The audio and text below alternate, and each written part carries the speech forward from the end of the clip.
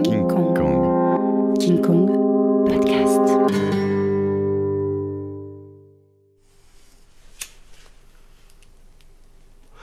Un jour, j'ai dans mon bar préféré, j'entends qu'une petite chinoise se fait emmerder par deux mecs qui essayent de l'amener chez eux, parce que soi-disant ça se passe comme ça en France et tout, et puis j'essaie de leur dire poliment qu'on se comporte pas comme ça.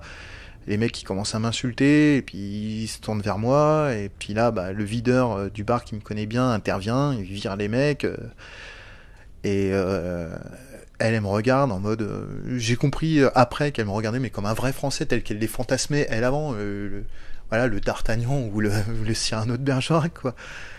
Et là, quand j'ai vu qu'il y avait un petit peu d'admiration dans ses yeux, alors que je sortais de tôle, j'ai dit, écoute, moi je sors de tôle, j'ai tel âge, je sais même plus quel âge j'avais plus de 30 ans, je gagne 0 € par mois et j'ai une petite bite. Et on a commencé à se fréquenter et on a vécu des choses, et je lui ai présenté ma famille, qui l'a accepté, mais tellement vite, qu'on a vécu des choses ensemble, on a des choses en famille, elle est tombée sous le charme de mes neveux, de mes nièces, de mes parents, de mon frère, de ma sœur. À ce moment-là, je crois qu'elle avait décidé vraiment qu'on allait vivre ensemble, et moi aussi, et sa mère m'adorait, on a emménagé ensemble, et j'ai essayé de m'en sortir. J'avais commencé à chercher du boulot, j'avais même trouvé, et puis le jour où j'ai commencé mon premier jour de CDI, alors que je l'avais demandé en mariage et qu'elle avait dit oui, là on est venu m'arrêter ce jour-là sur mon lieu de travail pour me dire voilà, il est temps de payer maintenant.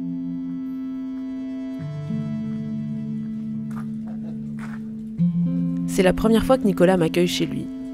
Il est assis sur le bord de son canapé lit qu'il a replié pour me recevoir. Sa cigarette roulée s'éteint, il la rallume. Il n'a pas touché au sandwich qu'on a acheté ensemble. Il parle d'une traite. Sur son étagère, il y a encore le tome 1 d'une méthode de chinois. Il avait appris pour sa fiancée. À part ça, pas grand-chose, quelques films et une cafetière que ses parents lui ont offert pour sa sortie de détention. C'était il y a un peu plus d'1 an. Quand je lui demande sa définition de ce mot, réinsertion, il dit « c'est trouver une place pas trop moche dans le schéma de ce monde ». Pour lui, en ce moment, cette place, c'est celle d'un travail de serveur et d'un petit studio à une demi-heure à pied de la gare de Rennes. Je ne l'avais pas revu depuis quelques mois. Il n'a pas changé, il porte toujours une moustache, il ressemble toujours un peu à D'Artagnan. Je l'avais rencontré via une copine commune pour un café et on avait beaucoup parlé, intensément parce qu'on manquait de temps. J'avais aimé alors sa façon de créer des ponts entre ce qu'il avait pu vivre en détention notamment et ce qu'on vivait nous à l'extérieur. Nos questions en commun de détenus et d'hommes et de femmes libres. Parmi ces questions, il y a celle du secret. Je pense qu'avant de rencontrer Nicolas, j'y avais pas assez réfléchi. Lui a passé 5 ans en détention à se demander ce qu'il faut dire, ce qu'il faut taire de soi, à soi ou aux autres. Mentir pour éviter la honte ou la déception. Mentir pour protéger. Un mensonge menant vers l'autre, jusqu'au débordement. On fait tous des arrangements avec la réalité. Lui est allé trop loin. J'avais envie qu'il me raconte cette histoire de secret, comme elles le sont toutes un peu. La sienne commence quelque part dans le nord de la France.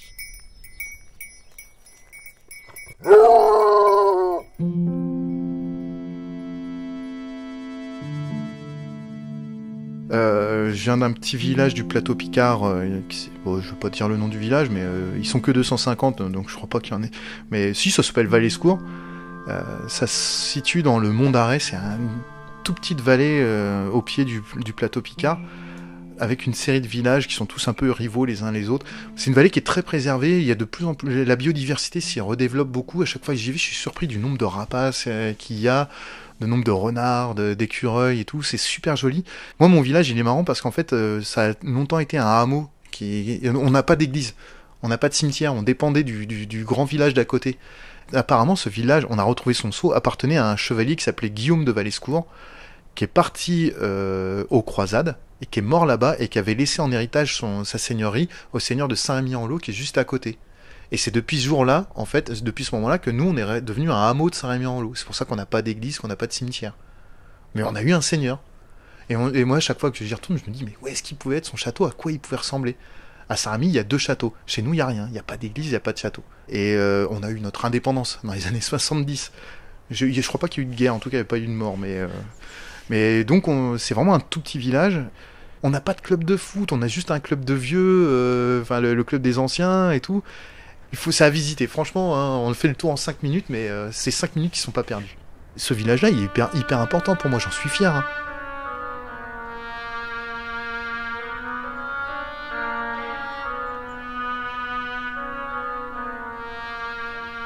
J'ai longtemps eu mal d'habiter là-bas parce que je m'y sentais pas à ma place, parce que bon, j'étais doué à l'école, et puis moi, je dis pas que les gens ils sont crétins là-bas, loin de là, hein.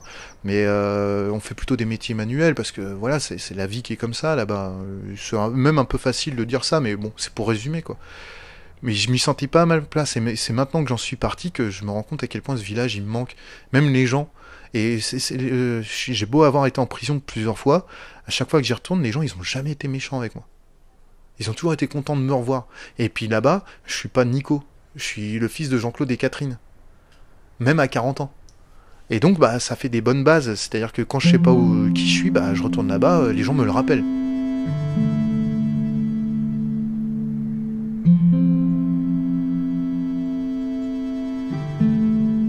Des secrets, il n'y en a pas beaucoup dans ce genre de petits villages. On ne peut pas se cacher. Tout se sait, même ce qui n'existe pas des fois se sait. Ça se fait pas d'être trop... de se faire trop remarquer à la campagne, etc. ou quand on est trop jeune. Moi, quand je vois les gens qui se baladent dans la rue avec des cheveux bizarres, des tenues bizarres, il y a des modes, kawaii, etc. Maintenant, il faut transgresser visuellement, avoir une identité. Je suis gothique, je suis métalleux, je suis wesh, je suis ceci, je suis cela. À la campagne, on peut pas faire ça. À la campagne, on est du village. Quand on habite Saint-Rémy-en-Lot et qu'on déménage à Valescourt, on change d'univers. Voilà. Là, il faut exister aux yeux des gens ici, en ville pour se faire remarquer. Dans un village, il faut pas se faire remarquer parce qu'on est déjà remarqué de base. Il y a qu'en ville qu'on a besoin d'envoyer des faire-part pour prévenir les gens qu'on a eu un enfant.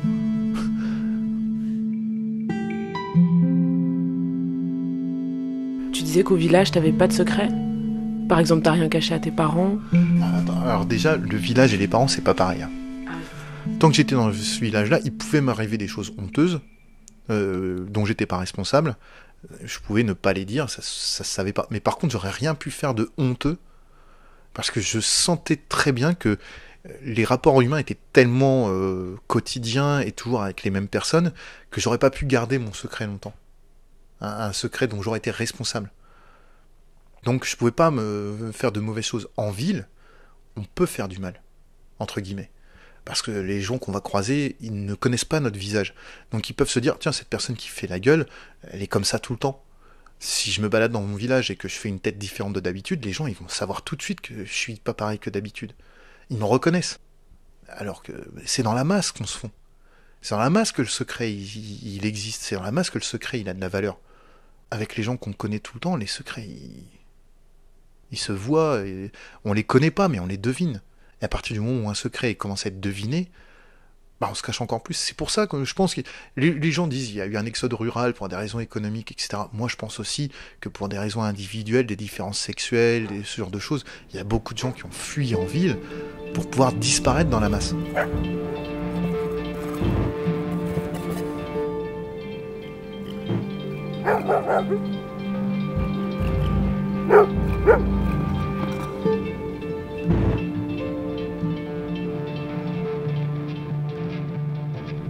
J'ai vécu quelque chose d'assez violent, c'est qu'un jour, avec des enfants, d'autres enfants du village, on est allé dans une maison qu'on pensait abandonner. Une maison où il n'y a personne dans un village, c'est une maison qui appartient à personne.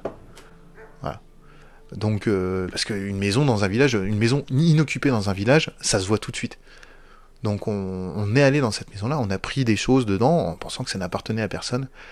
Bah on a trouvé des vieilles médailles, des trucs comme ça, enfin pas de trucs de valeur, c'était que des choses qui avaient été abandonnées par l'ancien propriétaire, on savait pas que ça avait été acheté par quelqu'un d'autre. Voilà, on s'est amusé comme des gosses dedans, c'était une cabane. Et ça a pas duré longtemps, ça a duré quelques heures. Et on a tout de suite été attendu à la sortie de la maison par le garde champêtre et moi par mes parents. Et les autres enfants, eux, leurs parents étaient pas là et ils sont barrés à travers un champ. Mais nous, on a fait quelque chose de mal et tout de suite, on a été pris. Voilà, ça ne dure pas longtemps. Parce que tout se voit. Et donc, quand on est sorti, il a fallu affronter la honte, etc. Et ça m'a marqué. Si on me parle de secret, voilà, c'est pas un secret, mais c'est quelque chose de honteux qu'on avait fait, et en plus sans savoir. Mais voilà, il est là le rapport sain qu'il y a dans la campagne, c'est que tout de suite l'environnement il vous dit oh là, t'as pas la place de faire quelque chose de mal. On le voit tout de suite. En ville, une porte c'est une porte. On ne franchit pas une porte si on n'y est pas invité. À la campagne, ça va faire stéréotype, les gens vont dire oui c'est simpliste, mais non c'est pas vrai. À la campagne, les portes sont ouvertes. Quelqu'un qui garde sa porte fermée en permanence à la campagne, ça crée un malaise. On sait qui est ami avec qui. On sait qui n'aime pas qui. En ville, non. Déjà, c'est impersonnel. On appuie sur un interphone. Il y a même des touches sur l'interphone où il n'y a pas le nom. Donc, si la personne ne veut pas mettre son nom, elle passe totalement inaperçue. Elle en a le droit. Dans un village, on peut pas. Si on dévisage quelqu'un dans la rue à la campagne, mais c'est... Qu'est-ce que tu me veux ? Je te connais, toi. T'es le fils de Catherine et Jean-Claude. Donc en plus, non seulement on est dépositaire de soi à la campagne, mais on est dépositaire de l'image de la famille que tout le monde connaît. On peut pas faire de conneries. On peut pas tromper... ou alors on en paye très vite des conséquences. Qu'est-ce que tu gardais pour toi, enfant ? Je jouais tout le temps avec mes Lego ou des trucs comme ça. Je m'inventais des mondes, des univers, des personnes qui n'existaient pas parce que le nombre de personnes à fréquenter est très limité. Et t'étais qui alors toi, en grandissant ? En primaire, j'ai toujours été premier de la classe. Sauf, il y avait une autre fille, Nathalie Pic, je suis désolé de dire son nom, mais on était toujours en guerre pour savoir qui serait le premier. Moi, j'avais 9,5 de moyenne sur 10 à l'école primaire. Et ça se sait tout de suite. Franchement, c'est hyper agréable, à mon avis, d'être dans le milieu de la classe, à la campagne. Quand on est premier de la classe ou dernier de la classe à la campagne, voilà, c'est une place qui reste à vie. Même si j'étais devenu un cancre, je suis devenu un cancre par la suite. Quand j'allais au collège ou au lycée, on commence à de plus en plus se fondre dans un nombre plus important de personnes. Mais pourtant, je suis toujours resté le premier de la classe dans la tête des gens. Donc voilà, ma place dans le village, à Valescourt, ça sera toujours l'intellectuel, je pense. Et t'as des frères et sœurs ? Ah oui, oh oui. J'ai une petite sœur et un petit frère. Bon... qui sont assez âgés maintenant, hein, puisque j'ai 40 ans, mais... Et vous aviez une maison, t'avais une chambre à toi, vous jouiez... J'ai jamais eu une chambre à moi. J'ai toujours vécu soit avec ma sœur et mon frère, soit ensuite seulement avec mon frère. Mais non, l'intimité à la campagne, ça existe pas trop, non. Et même, on n'a pas envie. Enfin, en tout cas, à mon époque. Hein. On vit l'enfance en commun, en groupe. On partage à peu près tout. Même des fois, quand on n'était pas chez nous, il y a des gamins qui sautaient le grillage pour venir jouer avec nos jouets à nous. Ça a créé des petites tensions, quoi. Mais légères, hein, mais... donc, non, on n'a pas eu d'intimité. Et du coup, comment est-ce qu'on apprend la sexualité quand il n'y a pas d'intimité ? Bah, on l'apprend pas. Hein. Bon, ça, je pense que c'est assez généralisé, mais c'est plus violent, je pense, à la campagne. Il y a ceux qui disent qu'ils l'ont fait, mais qui diront jamais comment ils l'ont fait parce qu'il y avait quand même des tabous. Puis il y a ceux qui le font pas et ça se sait de toute façon. Enfin, moi j'ai jamais vu, à part l'expérience qu'on m'a fait subir, que pas de l'ordre de la sexualité. Enfin, c'était sexuel, mais c'est pas de l'ordre de ma sexualité. Mais sinon, non. Mais où j'ai été violé par 2 hommes quand j'avais 11 ans, bon bah voilà quoi, c'est... Je peux même plus trop en parler parce qu'en fait j'ai tellement répété cette histoire de psychiatre en psychiatre, de psychologue en psychologue, de travailleur. En parler maintenant, à part déblatérer la même longue litanie de faits oubliés que je me rappelle vaguement et tout, je me souviens que j'ai fait l'effort de l'oublier. Voilà. Et ça ressurgit comme ça dans des actes et des trucs comme ça, mais au niveau souvenir... c'est compliqué à gérer, quoi. Et ça, c'était un secret par rapport à tes parents ? Bah, je l'ai gardé jusqu'à, je crois, si je me souviens bien, je peux me tromper, hein, mais 24, 25 ans.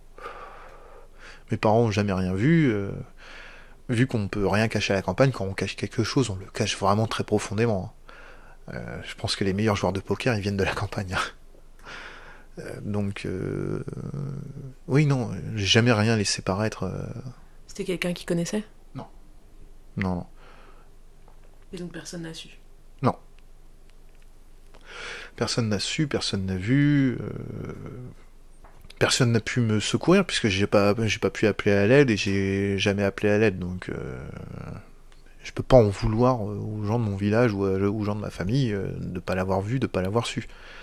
C'est un secret qui est même pas un secret puisque enfin, naturellement, je l'ai enfoui. Voilà. Pour moi, un secret, c'est quelque chose dont on est conscient et qu'on ne veut pas dire. Là, dans ce cas-là, c'était un secret aussi pour moi. C'est pas un secret que j'ai refusé de partager, c'est quelque chose que j'ai enterré complètement. Je voulais même pas le partager avec moi-même.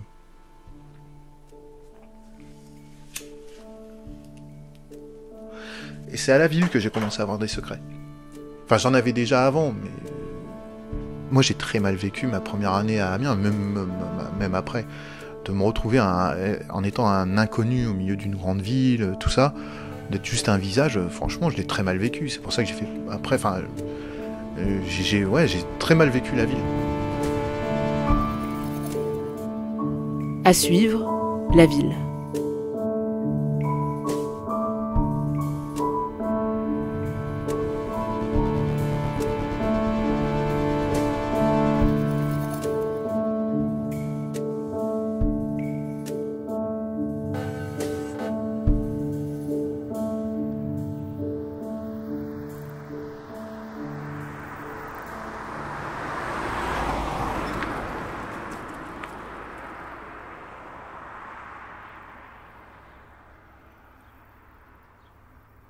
Comment est-ce que tu arrives en ville ?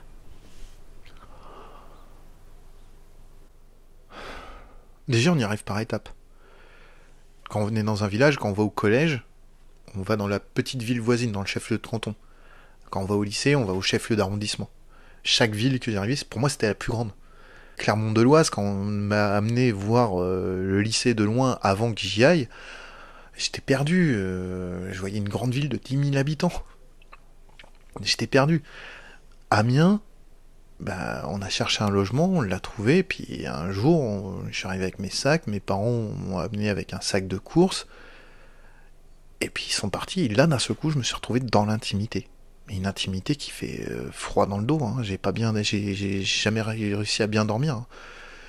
Être tout seul, comme ça, pas pouvoir descendre et entendre la respiration de quelqu'un que je connais, pas partager les toilettes avec quelqu'un, genre...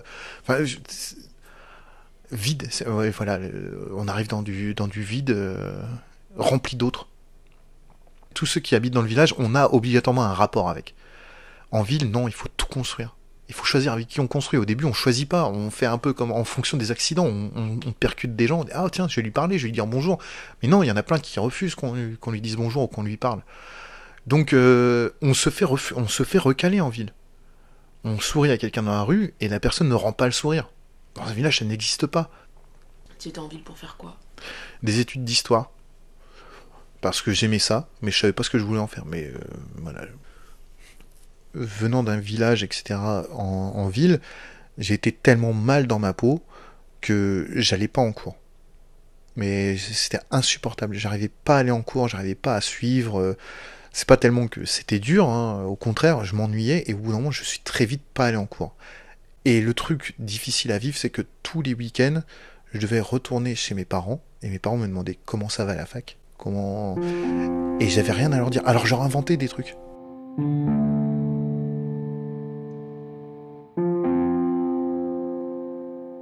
Et donc je me suis inventé une vie, alors que de l'autre côté, tout ce que je faisais, c'était dépenser de l'argent que j'avais mis quand on est jeune. On nous donne de l'argent régulièrement, ou même on a travaillé un petit peu, et c'est mis sur un compte pour... Voilà. Et j'ai jamais eu de rapport à l'argent, vu que je ne dépensais rien avant. Et là, je dépensais pour acheter des choses qui étaient moi. Donc moi, j'étais fan de jeux de rôle, de figurines, etc. Mes parents n'aimaient pas trop ça, et donc je passais mon temps à acheter des choses que je lisais ou que je n'utilisais qu'une fois, et j'en avais honte. Ça a été une véritable boulimie. J'étais compulsif là-dedans. J'avais tellement jamais consommé que je ne faisais que consommer.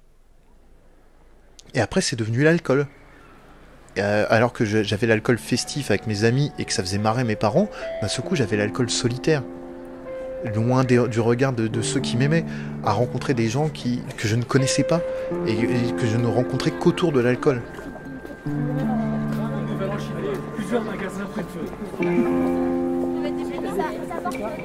D'accord. Ok.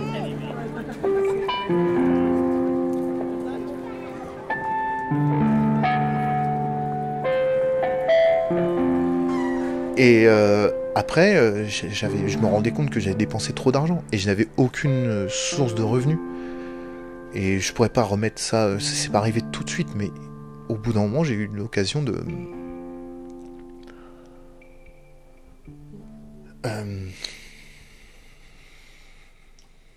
C'est pas arrivé très souvent, hein. Vraiment c'est extrêmement minime. Il y en a un qui faisait que prendre que des photos et c'était limite agréable. Pour le reste, c'était pas facile. Et pour cacher à mes parents le fait que j'avais besoin d'aide, parce que, en fait, j'avais une vie d'adulte, j'étais tout seul, etc., mais j'étais pas adulte. Et donc je dépensais comme un gamin, je vivais comme un gamin, mais il fallait que j'assume comme un adulte. Et j'ai pas pu le faire.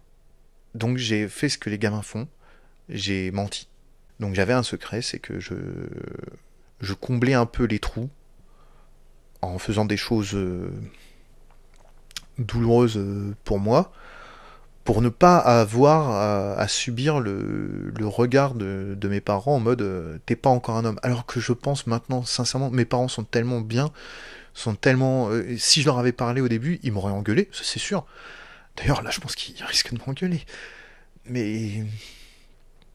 Puis j'ai fait avec ce que j'avais vécu aussi, mais... J'avais tellement envie d'être un homme aux yeux de mes parents, aux yeux de mon frère, de ma soeur, parce que j'étais le premier à partir de la maison, que pour être un homme, j'ai été un gosse. Pour faire semblant d'être un homme, j'ai été un gosse. Et les gens qui en ont un peu profité m'ont traité comme un homme, alors qu'en fait, ils voulaient que le gosse qui était en moi, quoi. Donc voilà, il est là le secret. Le secret, c'est pas parce... En fait, il y a une chose, hein, c'est que à 18 ans, on n'est pas adulte. On peut l'être avant, on peut l'être après. Moi, en tout cas, cet âge-là n'a jamais été important pour moi. J'ai eu 18 ans, ça n'a rien changé. Ça n'a rien changé. Je suis devenu adulte quand je suis allé en prison. Et encore. Et encore. Voilà, c'est ridicule. Pour pas avoir à subir la honte de pas savoir dépenser mon argent et d'avoir sombré assez vite un petit peu dans l'alcool, bah...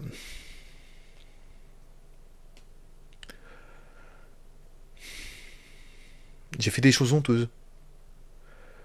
Il y a des moments où je priais pour le fait que je priais qu'on me paye pas. Parce que quand on donne l'argent avant, bah c'est déjà que ça va arriver. Et puis c'est surtout on sait pourquoi ça arrive et pour combien.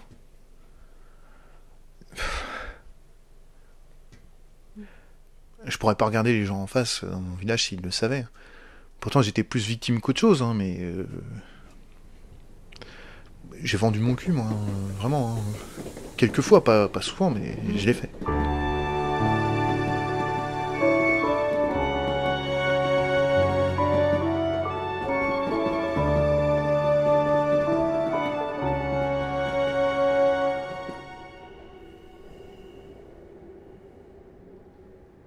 Quand tu rentrais le week-end, ça se passait comment avec tes parents? C'était dur de leur mentir?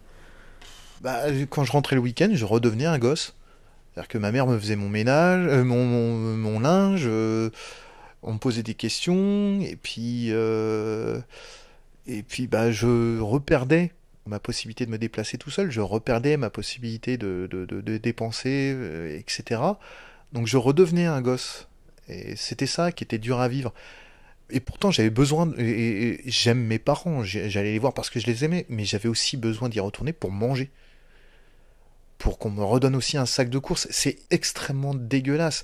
C'est d'un seul coup, nos parents qu'on aime, enfin mes parents que j'aime, j'y allais parce que je retournais à une source de nourriture, de confort et de sécurité.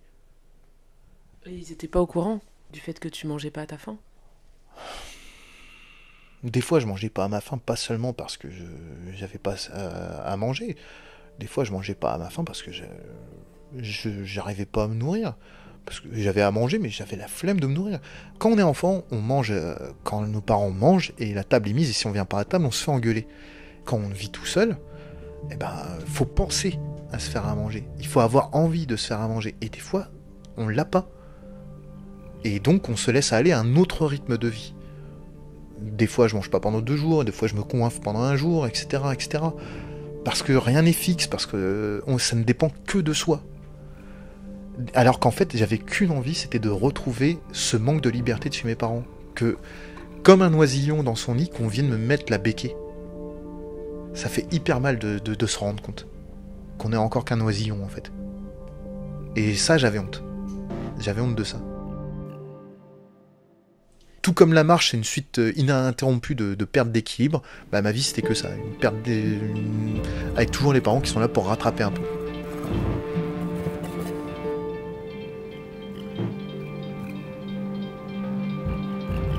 Et donc, t'as retrouvé la béquée en prison. Ah non, même des fois, je suis retourné vivre chez mes parents à un certain moment. Mais oui, la prison, oui. Par contre, là, j'avais besoin de pas partir de chez mes parents tout de suite. J'avais qu'une envie, c'était de partir de chez mes parents, mais j'en avais pas à la force à 18 ans. Et la prison, c'est là, tiens, c'est marrant, parce que là, tu m'aides à me mettre le doigt sur une chose. La prison, ça m'a permis de retrouver cet environnement stérile que je décrivais, c'est cette béquée. De pas pouvoir me déplacer librement, d'être obligé, d'avoir des repas assurés, etc. Je retrouvais une certaine forme d'enfance pour enfin commencer à devenir adulte. Tout en payant les conneries que j'avais faites avant.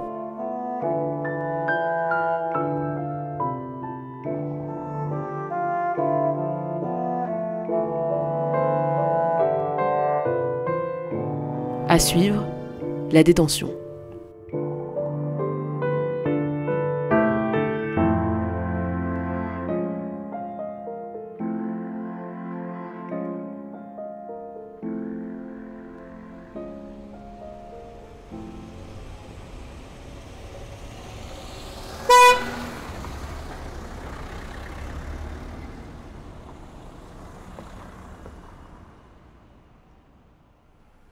La prison, c'est un nouveau départ. On se débarrasse des secrets qu'on s'est créés, on se débarrasse des secrets dont on n'avait pas conscience parce qu'on nous pousse à répondre à des questions, et on repart un peu, pas à zéro, mais on se relance. C'est un nouveau départ. C'est une banqueroute. Les gens ignorent souvent ce que c'est qu'une banqueroute, mais en gros, une banqueroute, c'est je ne peux plus payer, et là, on se retrouve face à ces créanciers qui disent voilà, on vous met en état de banqueroute. Ça ne veut pas dire qu'on arrête d'exister. Il faut continuer à exister, mais on est en état de banqueroute. Morale, sociale, personnelle, et puis on redécouvre aussi ses ressources. Et on essaye de faire un apurement. Ben moi, j'ai fait un apurement humain, un apurement moral.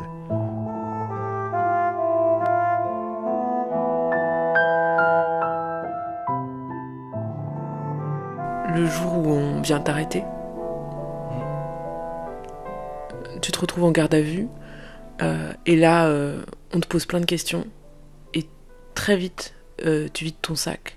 C'était quoi alors les secrets que tu avais accumulés ? Là, déjà mes actes répréhensibles, mais aussi mon état de faiblesse, le fait que j'étais pas adulte. Je crois que c'est ce que j'ai le plus vécu auprès des policiers, c'est que de pouvoir dire oui, je suis une personne faible, oui, je suis responsable de mes actes, mais oui, j'ai tout raté. La peur de l'échec, elle est tellement importante qu'il faut vraiment qu'on nous mette le nez dedans pour qu'on l'avoue. C'est ça, l'aveu, c'est pas j'ai fait quelque chose de mal, c'est pourquoi j'ai fait quelque chose de mal. Pourquoi j'ai fait quelque chose de mal ? Parce que je suis pas parfait. Parce que j'ai mes faiblesses. C'est pas tellement les secrets qu'on a du mal à avouer, c'est ces faiblesses qu'on a du mal à avouer. Les secrets, c'est les résultats des faiblesses. C'est des symptômes. Parce que oui, on n'arrivera pas à toujours faire face à tout.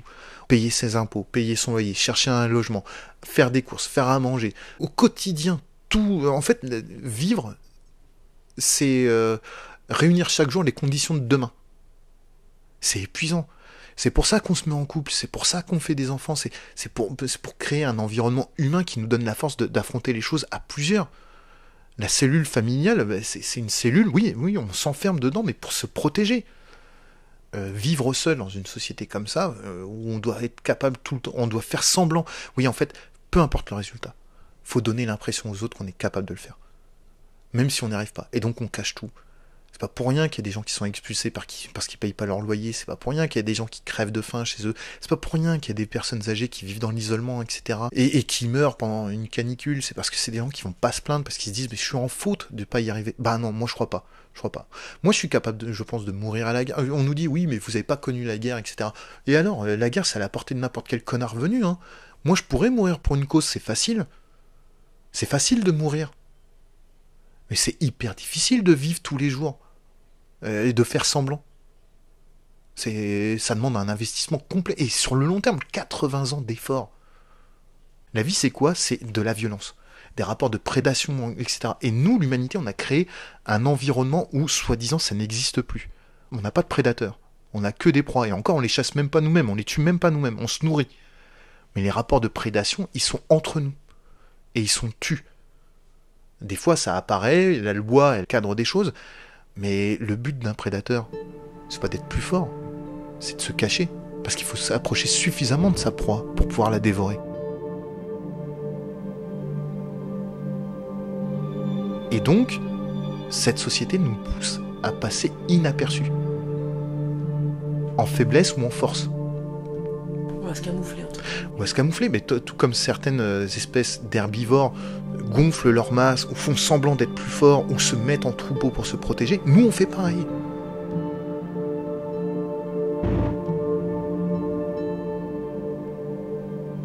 Être adulte, c'est avoir des postures, et savoir les utiliser quand il le faut et avec qui il faut.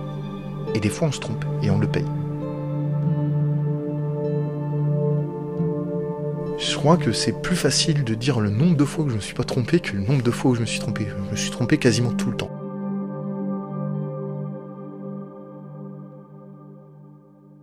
Le quotidien, j'ai toujours échoué. Ouais, je suis une personne qui... Le quotidien, ça me tue.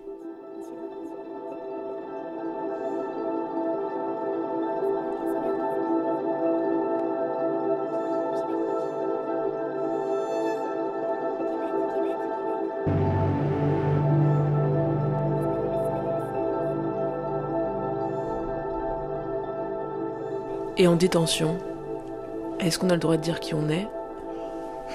Bah, si ce qu'on a fait, c'est qui on est, alors non. On peut pas dire ce qu'on a fait pour être en prison. En tout cas, faut mentir là-dessus.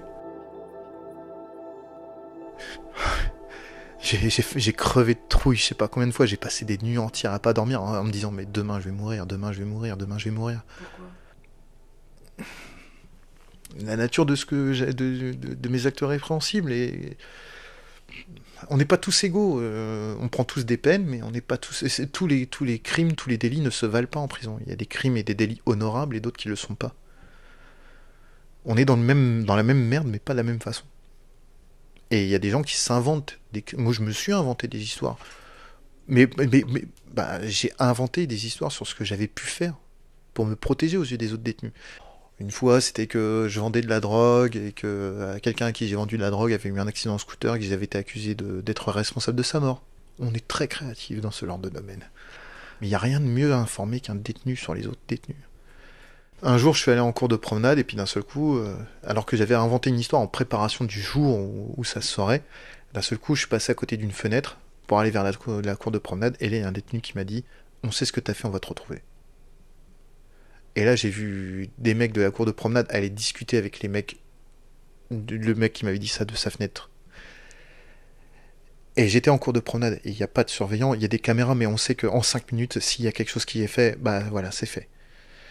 Et je pouvais pas retourner, je pouvais pas quitter la cour de promenade, déjà, parce que ça, les surveillants, à part motif urgent, ils ne font pas des allers-retours, hein, on choisit pas. Hein. Et puis surtout, ça aurait été un aveu de faiblesse aux yeux des autres. Donc là, il a fallu que je sois fort. Et il a fallu que je travaille mon regard. On me dit que je suis un très bon acteur. Oui, bah, parce qu'il a fallu que je le sois.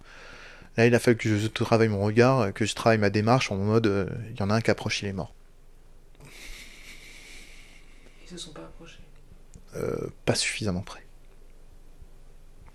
Mais ouais, si, ils se sont approchés. Mais ils n'ont pas eu l'occasion de donner un coup.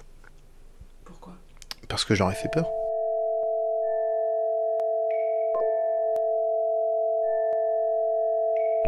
On est allé à l'encontre des barrières. On a franchi les limites.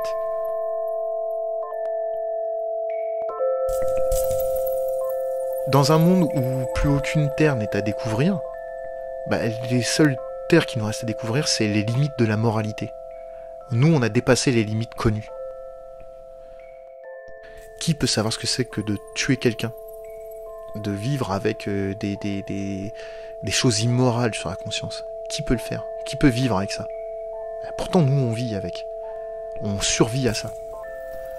Tout qu'on peut en vouloir aux soldats qui reviennent du front, de pas comprendre ce qu'ils ont vécu, de pas pouvoir partager leur expérience. C'est ça qu'on nous reproche, c'est d'avoir franchi la ligne, et quitte à avoir franchi la ligne, d'en ramener quelque chose de constructif pour les autres. Mais on n'est pas capable de ramener quelque chose de constructif, parce que ce qu'on fait, c'est pas constructif. Moi, je suis allé trop loin dans la transgression. J'ai pas pu en revenir en bon état. Mais ça n'empêche pas que je suis quand même allé de l'autre côté et que j'en ai ramené une expérience. C'est pour ça que les psychiatres font un travail qui est énorme. Ou même certains surveillants qui prennent énormément leur métier à cœur, ou certains policiers aussi. C'est qu'ils font l'effort d'être le pont entre quelqu'un qui est allé là-bas et qui doit de toute façon revenir. Parce que la peine de mort n'existe pas dans notre pays. Donc il faut faire avec ces gens qui en reviennent.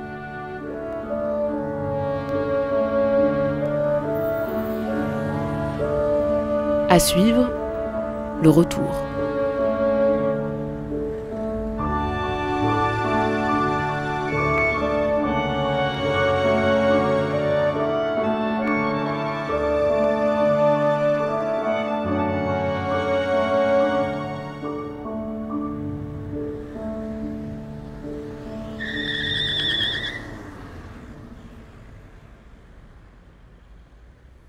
Comment on gère l'après-détention et ce qu'on raconte de ce qu'on a vécu ? Je me lance. Oui, en fait, c'est se lancer. Tout comme on apprend à marcher ou à conduire.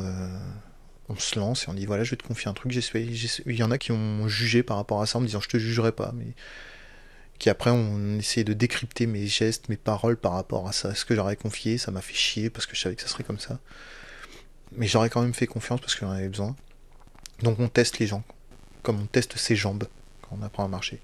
Même celle, on sait qu'elle va être trop fragile, mais on appuie dessus et fait merde, j'ai mal. Je le savais, mais j'ai mal. Comment ça s'est joué ça ? À qui tu l'as dit et dans quel contexte ? Quelqu'un avec qui j'ai envie d'avoir une vraie relation de confiance, stable, suivie, là je prends le risque de ne pas avoir cette relation-là en faisant preuve de confiance, de stabilité, en lui disant voilà d'où je viens. Parce que je mise là. Je mise avec toi quelque chose, je veux pas te mentir, je veux pas partir sur des mauvaises bases. Donc il est temps que je te dise mon fardeau. Pas pour m'alléger, pas pour que tu le supportes avec moi, mais pour savoir si t'es capable de m'aimer quand même. Voilà. À partir de là, on rentre dans une autre relation. J'en connais tellement qui ont été géniaux avec moi. Est-ce qu'en sortant, il t'est arrivé d'inventer des histoires pour combler ces 7 années qui n'existent pas sur un CV, et qui sont difficiles à raconter ? Non, je m'y suis tenu. Je pense qu'on raconte aux gens à qui soit on a besoin de transmettre une information, soit à qui on a envie de mettre un gros coup de poing dans la gueule. Ou les gens avec qui on a envie de vivre quelque chose de plus profond, et là c'est écoute, je mets tout par terre. Je t'envoie tout en masse et tu trieras. Voilà. Il y a des moments où on va tellement bien qu'on ne pense pas aux secrets qu'on a. Et donc on ne pense pas à les dire. Et est-ce que parfois on ne dit pas pour protéger l'autre ? Moi je pense qu'un secret, il se dit pour protéger l'autre. Les expériences qu'on a vécues, je pense qu'on a envie de les transmettre à d'autres déjà pour qu'elles ne soient pas oubliées, mais aussi pour envoyer des avertissements aux autres, genre fais attention, ça pourrait t'arriver, ou voilà comment je m'en suis sorti, c'est se transmettre des recettes de cuisine. Voilà. Je pense qu'un secret, c'est comme la respiration, on s'en rend pas compte. C'est toute cette masse, toute cette brume, en fait, qui est notre personnalité. Notre personnalité, on se la crée pour cacher des choses. Là, en fait, ce que tu me demandes, c'est d'expliquer qui je suis. Et je pourrais pas le faire. J'en sais rien parce que ça s'est construit au fur et à mesure, tout comme je respire. Tout ce que je sais, c'est que je suis le fruit de ce que j'ai dit, de ce que j'ai pas dit, de ce que j'ai inventé, de ce que j'ai pas inventé, et qu'au bout d'un moment, quand c'est suffisamment bien fait tout ça, c'est inextricable.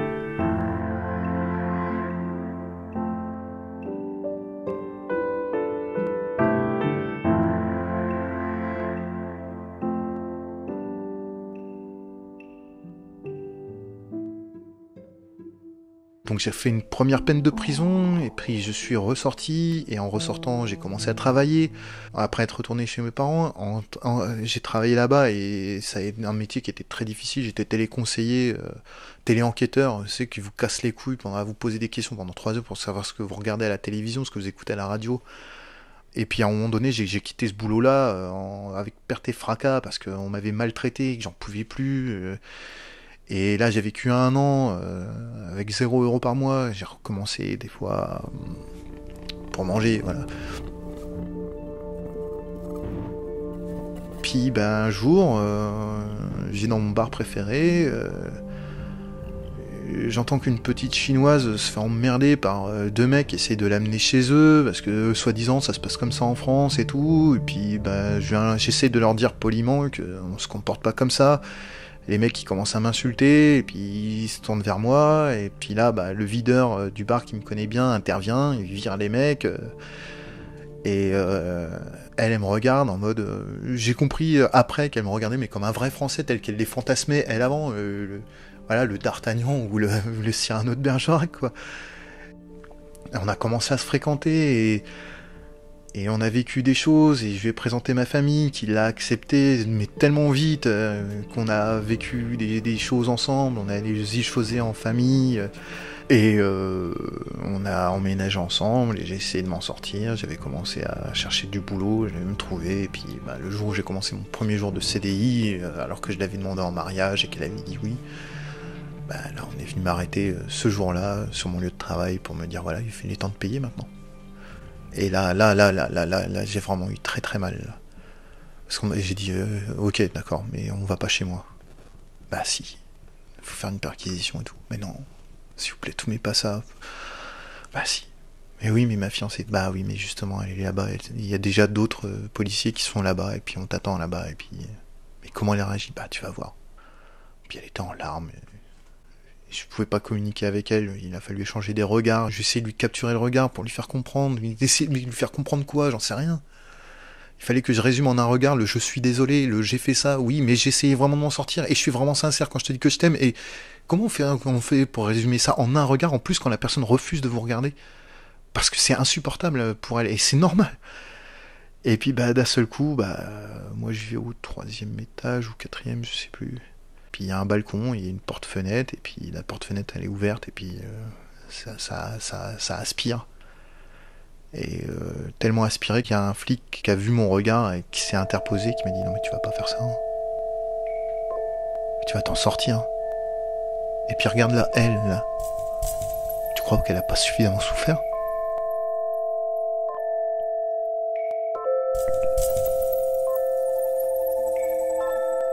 Elle est venue après à mes procès pour essayer de me soutenir. Ça voulait pas dire qu'elle m'aimait encore, ça voulait pas dire qu'elle voulait rester avec moi, mais ça voulait dire qu'elle m'a aimé et qu'elle estimait que c'était son rôle de me soutenir. Parce qu'elle voulait juste être persuadée que je survivrais à ça.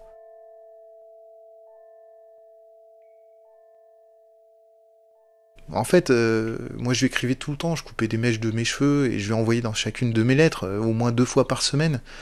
Et à un moment, j'en ai eu tellement marre de lui envoyer des mèches de cheveux, et je pouvais tellement pas m'en empêcher que je me suis rasé le crâne à blanc pour avoir plus rien à lui envoyer. Et un jour, je lui ai envoyé une lettre avec dedans une enveloppe avec mon écriture sur l'enveloppe, un timbre, mon adresse, avec une feuille dedans avec son nom, son prénom, etc. En me disant, mais voilà, si ça se trouve, tu manques peut-être juste d'une enveloppe et d'un morceau de papier, ou peut-être même que t'as la flemme de chercher mon adresse et tout, mais voilà. Et je lui ai envoyé, et 6 mois après, je lui avoir envoyé d'un seul coup, j'ai vu cette enveloppe arriver. J'ai reconnu mon écriture. Et donc, elle m'a écrit une lettre de rupture. Quand j'ai vu l'enveloppe arriver, de toute façon, je me doutais. Hein. Mais là, j'ai eu... Ouais, là, j'ai eu très très très très très mal. Ah là, ça a été violent. Mais ça a été salvateur aussi. Mais j'ai passé des nuits et des journées entières à avoir tellement mal au ventre, à l'intérieur de la poitrine. C'est là que je me suis rendu compte à quel point on parlait de la Chine quand même à la télévision, parce que chaque fois que j'entendais le mot Chine, à chaque fois que j'entendais des mots en chinois, le nouvel an chinois, quand j'en entendais parler à la télévision, j'en pouvais plus. C'est là que j'avais essayé je m'étais dit, tiens, je vais essayer d'apprendre le chinois, parce que tout tournait autour de la Chine, tout. Et puis ça a commencé à disparaître, et puis c'était plus elle qui était devenue vitale, c'était d'abord sortir pour essayer de la retrouver, d'accord, mais d'abord sortir. Puis après, je suis sorti. Et je me suis rendu compte que j'avais essayé de reprendre contact avec elle sur Facebook, machin, et boum, tout de suite j'étais bloqué. J'avais plus aucun. Je suis une des seules personnes à pas pouvoir communiquer avec elle. Et ben, il a fallu que je fasse sans. Et j'étais tellement désespéré, je pensais que je rencontrerais plus jamais personne. Donc je me suis dit, mais à quoi ça sert de vivre si c'est pour finir sa vie tout seul? Ça sert à quoi? Et puis si. Et j'ai ressenti beaucoup de sentiments amoureux depuis. Pour d'autres. Et puis voilà.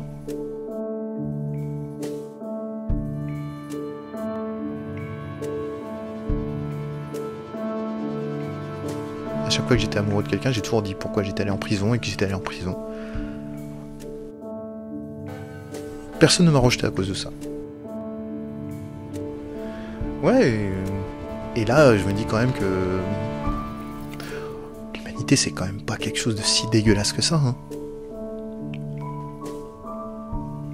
Il y en a qui m'appellent le renard parce que je suis un peu charmeur et j'ai appris un petit peu... Même, je savais pas être charmeur avant, enfin je le faisais pas exprès, maintenant j'arrive à en jouer un peu. J'ai l'impression d'être devenu adulte, parce que je sais jouer maintenant. J'ai appris que en fait, être adulte c'est une autre façon de jouer. C'est juste des règles différentes.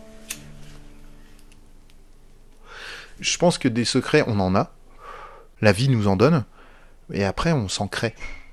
Parce qu'on en a besoin, sinon on a l'impression de pas exister. Et moi maintenant, il y a une question que quand on me la pose, je suis incapable de répondre. Quand on me demande, mais qui tu es? Et je dis, j'en sais rien. J'en sais rien. Mais ouais, non, la vie est suffisamment complexe pour qu'on puisse être quelqu'un de bien et de mauvais. Ouais.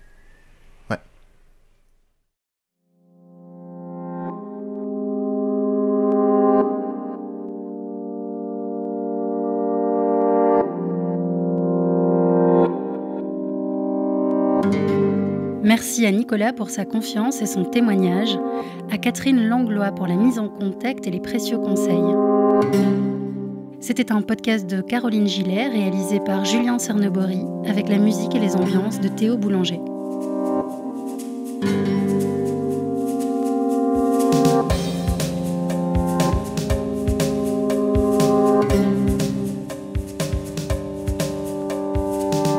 Une production du Kik à retrouver sur kingkong-mag.com et partout où vous écoutez vos podcasts.